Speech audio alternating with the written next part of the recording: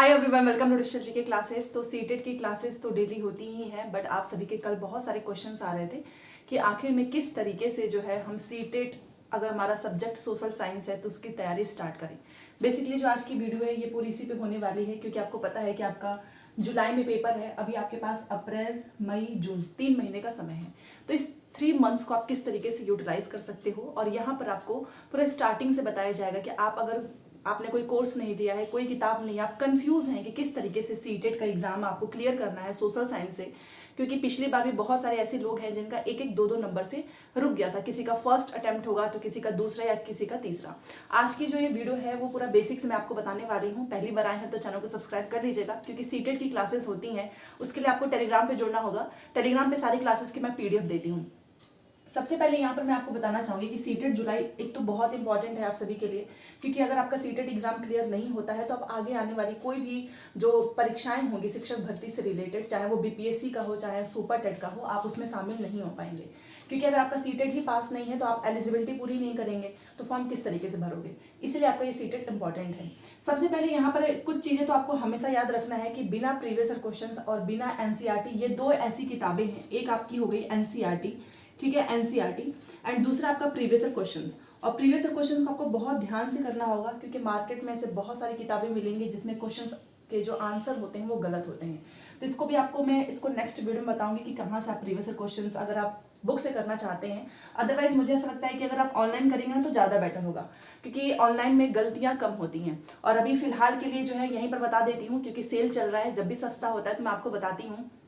Text book पे cell चल रहा है, कल 31 है, लास्ट डेट है इनका जो है। ईयरली एंड लाइफ टाइम दोनों चल रहा है। पास प्रो पे है, आपको पता ही है कि पास प्रो अगर आप लेते हैं तो आप किसी भी एग्जाम का प्रीवियस क्वेश्चंस मॉक टेस्ट दे सकते हो, ऑफलाइन मोड में भी दे सकते हैं, डाउनलोड भी कर सकते हैं। इसका लिंक मैं डिस्क्रिप्शन बॉक्स में दे दूंगी। बस परचेज करने से पहले जीकेसी कोड यूज कर लेना, नहीं तो महंगा पड़ेगा। जीकेसी कोड यूज करेंगे तो आपको सस्ता पड़ेगा। जो ईयरली टेक्स्ट बुक पास है वो इनका 263 में है, 263 में है, और जो इनका लाइफ टाइम पास प्रो है वो इनका 395 में है।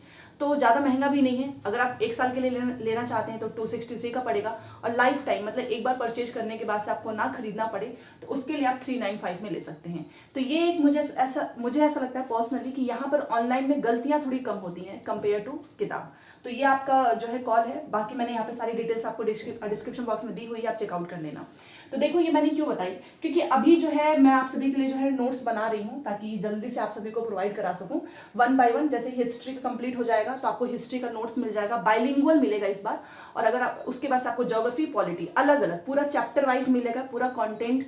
और यहाँ पर मैं आपको एक चीज बताना चाहूंगी कि इस बार का जो क्वेश्चन पूछा गया था, आप यहाँ पर प्रूफ पहले ही बता देती हूँ कि जो सुलेमान और किर्थर हिल से जो क्वेश्चन पूछे थे ना कि किसके साक्ष्य मिले हैं गेहूं और जो ऐसा जो प्रश्न पूछा था, वो आप यकीन नहीं करेंगे, अगर आपने नहीं पढ़ी होगी तब तो आपको करना ही पड़ेगा, क्योंकि यहाँ पे प्रूफ मैं दिखा रही हूँ। अदरवाइज जो लोग एनसीईआरटी पढ़ रहे हैं उन्हें प्रूफ दिखाने की भी जरूरत नहीं है। ये मैं यहाँ पर इसलिए बता रही हूँ ताकि आप जो है एनसीईआरटी किताब से भटके ना। बहुत सारे ऐसे लोग हैं जो एनसीईआरटी किताब को छोड़ के बाकी दुनिया भर की सारी किताबें पढ़ लेंगे, सारे कोर्सेज पढ़ लेंगे, सारे नोट्स। तो यहाँ पर चैप्टर जो इनका है ना, प्रारंभिक कथन कब और कैसे, एनसीईआरटी क्लास 6 का पहला चैप्टर है। एंड उसका सेकंड पैराग्राफ में आप देख सकते हो क्लियरली लिखा हुआ है सुलेमान और किर्थर हिल्स, जहां से इस गेहूं और जौ के साक्ष्य मिले हैं। तो आपको इससे एक आइडिया लगाना चाहिए कि जो सीटेट के क्वेश्चंस होते हैं वो एनसीईआरटी से बाहर नहीं होता है। तो यही एनसीईआरटी मटेरियल जो है मैं आपको कंसाइज में बाइलिंगुअल नोट्स प्रोवाइड कराऊंगी। पहले हिस्ट्री का दे दूंगी, तब तक आप हिस्ट्री का रिवीजन करते रहेंगे, फिर आपको ज्योग्राफी, पॉलिटी, यही तीनों मुझे आपको प्रोवाइड कराना है। मेहनत काफी लगती है, क्योंकि नोट्स बनाना एक तरीके से ऐसा हो जाता है कि आपको पहले सारे प्रीवियस क्वेश्चंस देखने होते हैं, एनसीईआरटी किताब को बहुत ध्यान से पढ़नी है, प्रूफ रीडिंग करनी है कि कहीं कुछ गलती ना हो जाए। तो इसमें आपको ऑब्वियस ही बात है अकेले तो मैं कर नहीं पाऊंगी, तो इसमें थोड़ा सा समय लग सकता है, लेकिन बहुत जल्द मिलेगा। तो ये एक तरीके से आप एनसीईआरटी और प्रीवियस क्वेश्चंस इन दोनों को आपको साथ में रखना है। अब मान लो इसकी तैयारी कैसे करें, जैसे कल क्वेश्चन आ रहा था कि हमें समझ में नहीं आ रहा है कि हम तैयारी कैसे करें। तो आपको क्या करना है, सबसे पहले ध्यान देना है कि 40 नंबर का आपका कंटेंट है, history, geography and polity. 20 number की पेडागॉजी, तो फिर भी आप प्रीवियस क्वेश्चंस अगर आपने किया है ना पेडागॉजी का तो आपको कोई दिक्कत नहीं होगी, क्योंकि यहाँ पर रटने वाली चीजें तो आती ही नहीं है। एप्लीकेशन बेस्ड होता है, अंडरस्टैंडिंग बेस्ड होता है। हाँ, ये जरूर है कि 40 नंबर ये बहुत बड़ा ट्रिकी होता है, क्योंकि इसमें नंबर लाना मुश्किल हो जाता है अगर आपने एनसीईआरटी नहीं पढ़ी है तो इसकी तैयारी कैसे करें कि आपका 40 नंबर से मतलब 45 हो गया, या फिर कोई 50 चाहता होगा, कोई 55 चाहता होगा, इतने आपके जो है आ जाए। ये ना हो कि आप इसमें 20 नंबर लेकर आ रहे हैं, 30 नंबर। तो ये आपको मैं बताने वाली हूँ। देखो, अप्रैल मई जून 3 महीने का समय है। सबसे पहले क्या करो, आपको खुद से अपने नोट्स बनाने हैं, हिस्ट्री, ज्योग्राफी। मैं तो आपको नोट्स दूंगी ही, बट फिलहाल के लिए आप ये कर सकते हो, आप हिस्ट्री क्लास 6 के एनसीईआरटी उठाए, पहले आप पूरा चैप्टर पढ़ लो। चैप्टर पढ़ने के बाद से आपको प्रीवियस क्वेश्चंस उठाना है, क्योंकि जब तक आप एनसीईआरटी के कुछ कंटेंट आपके दिमाग में रहेगा ही नहीं ना, आप कभी ये क्लियर ही नहीं कर पाएंगे कि क्या सच में एनसीईआरटी से ही क्वेश्चन पूछता है। इसलिए सबसे पहले आपको क्लास 6 की एनसीईआरटी पढ़नी है, और आपने पूरा 10 चैप्टर पढ़ लिए हैं, 1 से 2 बार पढ़ लिया। उसके बाद आप प्रीवियस क्वेश्चंस करें, आपको खुद अंदाजा लगने लगेगा कि यस, जो क्वेश्चंस हैं वो एनसीईआरटी से पूछे गए हैं। तो मान लीजिए आपने 2 टाइम्स पढ़ लिया, अब उसके बाद आपने प्रीवियस क्वेश्चंस देख लिया, अब आपको खुद समझ में आ जाएगा कि किस टॉपिक से बार बार जो है क्वेश्चंस पूछे जा रहे हैं। देन यहाँ से आप अपने नोट्स बना लो। इस तरीके से क्या होगा कि बर्डन भी नहीं होगा, आपका खुद का नोट्स तैयार होगा। वैसे ही आपको ज्योग्राफी का करना है, बट याद रखना पूरा एकदम से जो है हौच पौच मत कर देना, आपको चैप्टर वाइज करना है। आपने देखा होगा बहुत सारे लोग कभी इधर से पढ़ा देते हैं, कभी उधर से पढ़ा देते हैं, उसमें पूरा ही हौच पौच हो जाता है, कंफ्यूजन भी क्रिएट होता है कि कितने सिलेबस, कितना टॉपिक हमारा पढ़ा है, कितना नहीं। इसीलिए आपको हिस्ट्री उठानी है। देन आपने क्लास 6 की पढ़ ली, उसके बाद से आप क्लास 7 की हिस्ट्री उठाएं, उसको भी आपको 2 बार पढ़ना है, नोट्स बनाना है, प्रीवियस क्वेश्चंस करना है, और क्लास 8। तो इस तरीके से आप देखेंगे कि आपकी पूरी हिस्ट्री तैयार। वही सेम चीज़ आपको ज्योग्राफी में करना है, पॉलिटी में करना है। बस इतना याद रखो कि एनसीईआरटी किताब के अलावा मार्केट की कोई किताब मत पढ़ना, क्योंकि जो कंटेंट आपको एनसीईआरटी देगा वो किताब, वो कोई दूसरी किताब नहीं देगी। दूसरी चीज़ कि सीटेट के सारे प्रश्न इसी से आएंगे।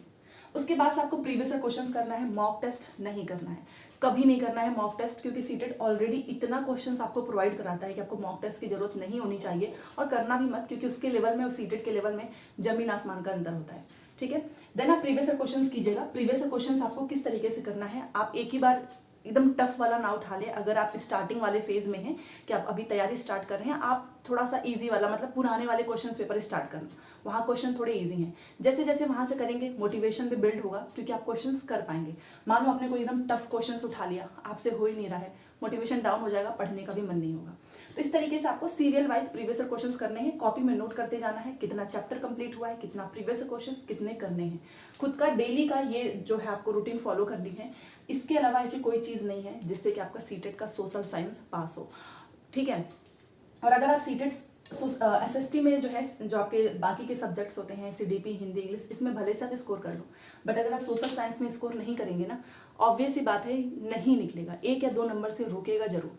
क्योंकि ये आप सोचो ना, 40 नंबर है इसमें, 40 में से अगर आप 20 नंबर लेकर आ रहे हो तो कहाँ से पास होगा? एटलीस्ट आप इसमें इसको 45-50 तो आपको लेके ही आना है।